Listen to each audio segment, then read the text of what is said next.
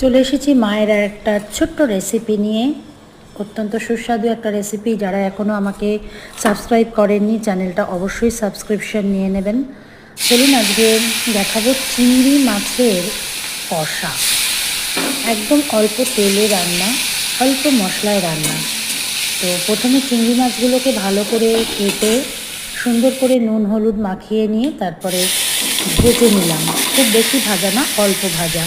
তারপরে তেলের মধ্যে একটু তেজপাতা, শুধু তেজপাতা, আদা পেঁয়াজ রসুন বাটা অল্প একটু দিয়ে এই মশলাটাকে ভালোভাবে কষিয়ে নেব। একদম সুন্দর কাঁচা গন্ধ যাতে না ছাড়ে, সুন্দর একটা স্মেল বেরোনোর পর লাল লাল হয়ে গেলে এর মধ্যে নুন, মিষ্টি, গুঁড়ো লঙ্কা, অল্প জিরের গুঁড়ো দিয়ে দেব। দিয়ে চিংড়ি মাছটাকে সেদ্ধ করে নেব এই মশলার মধ্যে দিয়ে। করানোর পর একটু গরম মশলা দিয়ে নামিয়ে